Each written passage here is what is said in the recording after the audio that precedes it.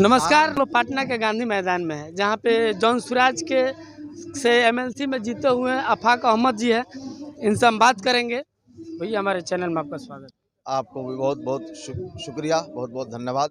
देखिए, बिहार में 15 दिन से बीपीएससी के छात्र धरना प्रदर्शन पे, जिसमें हम लोग देख रहे हैं कि बीच में भी आप लोग आए थे सपोर्ट करने के लिए, लेकिन कल से प्रशांत किशोर जी और आप लोग साथ में बैठे हैं धरने पर, लेकिन अभी तक सरकार की तरफ से कुछ। देखिए, आमरण अनशन पर बैठे हैं, सरकार को बुलाने के लिए नहीं, सरकार को जगाने के लिए आए हैं। गहरी नींद में सरकार सोई हुई है और बच्चों के साथ जुल्म और ज्यादती कर रही है। इन्हीं के साथ नहीं, इसके पहले भाजपा के लोगों ने भी आंदोलन किया था, उनको भी पीट पीट कर ठीक किया। आरजेडी वालों ने किया, उन्हें भी फोड़ा। जीविका दीदी किया, उसको भी लाठी से मारा। शिक्षकों ने किया, उसे भी पीटा। कोई ऐसा वर्ग नहीं जो मार नहीं खाया हो। जब कोई बहाली है या कोई परीक्षा है तो पता चलता है कभी पेपर लीक हो जाता है, तो कभी धरना प्रदर्शन में शिक्षकों को या मुखिया लोग भी बैठता है, वार्ड लोग बैठता है, तो उन लोग को भी लाठी से पिटाई किया जाता है। इसके लिए आप क्या कहिएगा? इसीलिए तो बैठा है कि लोकतंत्र में हर व्यक्ति को अधिकार है, मूलभूत अधिकार सरकार ने दिया है कि सरकार के खिलाफ उसको अगर लगता है कि सरकार गलत जा रही है, उसके खिलाफ भारत का संविधान ये अधिकार प्रदान करता है कि हम अपनी बातों को शांतिपूर्वक ढंग से सरकार तक पहुंचावें, आंदोलन के माध्यम से। सर, आप लोग नीतीश कुमार जी से मिले हैं कि नहीं? मैं यही तो मैं कह रहा हूँ, आंदोलन मैं कर रहा हूँ। ये नीतीश गवर्नमेंट की जवाबदेही बनती है कि हमारे राज्य में क्या हो रहा है। हमने कलेक्टर को लिख कर दिया कि मैं आंदोलन करने जा रहा हूँ, और कलेक्टर हमारे आंदोलन को समझा बूझा और परमिशन दिया, नहीं दिया मैं बैठ गया। ये सरकार की जवाबदेही बनती है कि सरकार इस आंदोलन को समझे और इसके प्रतिनिधियों से बैठकर वार्ता करे।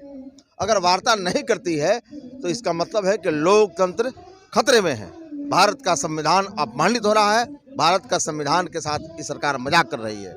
सर, 15 दिन हो गया, 15 दिन से अभी तक मतलब कुछ सुझाव नहीं मिला। उसके बाद छात्रों के ऊपर पानी बरसाया गया, लाठी से पीटा गया, अभी तक कुछ सुझाव नहीं मिल रहा है। क्या बताइए? तो बताइए, हम लोग क्या करेंगे? हम तो लाठी चला नहीं सकते हैं।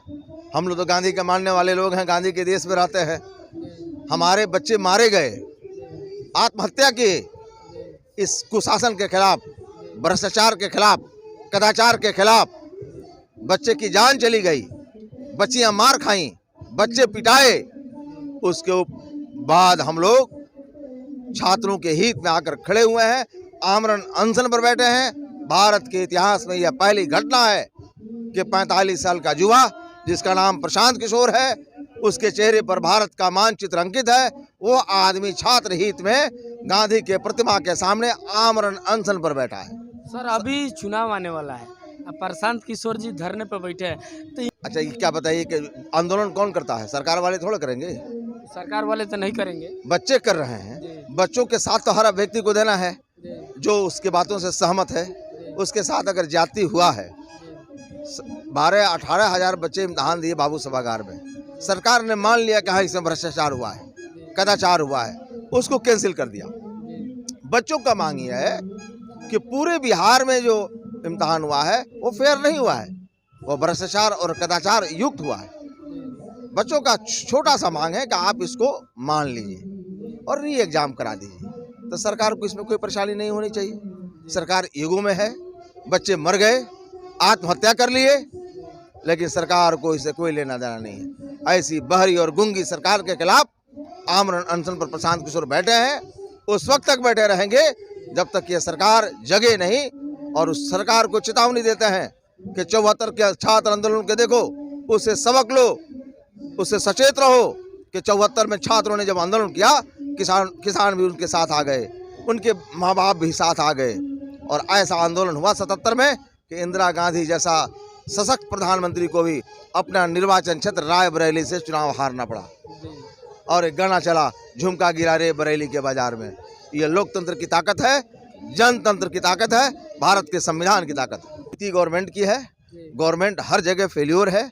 आप देखिए, राजद के सरकार में अपराधी रात के अंधेरों में जाकर आपका और मेरा उपाय करते थे। आज दिन के उजाले में अधिकारी कैमरे पर पैसा लेकर बच्चों का काम करते हैं, मेरा काम करते हैं, किसानों के काम करते हैं। ये सरकार अपराधियों को संरक्षण दे रही है। भ्रष्टाचार से बिल्कुल संलिप्त है। अप टू ऑल व्यवस्था अराजकता की स्थिति उत्पन्न हुई है, लॉ एंड ऑर्डर फेल हुआ है और सरकार जनता द्वारा निर्वाचित प्रतिनिधि नहीं चला रहा है। ये सरकार ब्यूरोक्रेट चला रहे हैं, अधिकारी चला रहे हैं और अधिकारी लोकतंत्र की महत्ता को नहीं समझते हैं। लोकतंत्र में बताया गया है कि कानून बनाने वाला विधायिका होता है, कानून को लागू करने वाला कार्यपालिका होता है। कानून बनाने वाला व्यक्ति कानून बनाकर कार्यपालिका को देता है तो न्याय सम्मत नियम संगत तरीके से उस कानून को लागू करता है। कानून लागू करने वाला व्यक्ति इतना भ्रष्टाचार से लिप्त हो गया है कि उसका ट्रांसफर और पोस्टिंग बगैर पैसे के नहीं होता। अच्छा सर, अभी चुनाव आने वाला है, एक चीज़ हम आपसे पूछेंगे तो प्रशांत किशोर जी का जो सरकार बनती है तो उनका 5 काम सबसे पहला कौन कौन सा रहेगा? देखिए, वो पहले शिक्षा है उनका है, शिक्षा बेटर प्रोवाइड करेंगे। महिलाओं को जो लोन देते हैं 30% पर, वो 2.5% पर देंगे। यहाँ किसानों के लिए जो रास्ता है, किसानों का ज़मीन पानी के बिना के वजह से फसल बर्बाद हो जाता है, ये दोनों की व्यवस्थाएं करेंगे। मुफ्त मजदूर देंगे, मनरेगा से मुफ्त मजदूर देने की घोषणा उन्होंने किया है। और नौजवान जो है, नौजवानों को, बुजुर्गों को पेंशन देंगे 2000 रुपये महीना, और नौजवानों को नेत्रहाट टाइप के आवासीय विद्यालय को देंगे, हर प्रखंड में देंगे, जिला में देंगे, ताकि शिक्षा व्यवस्था को उत्तम बनाया जा सके। सर, बिहार से पलायन कब तक रुक सकता है? पलायन रोकने के लिए ही प्रशांत किशोर आए हैं। अगर प्रशांत किशोर के जन स्वराज की सरकार बनती है, 1 साल के अंदर में लोग का पलायन रुक जाएगा।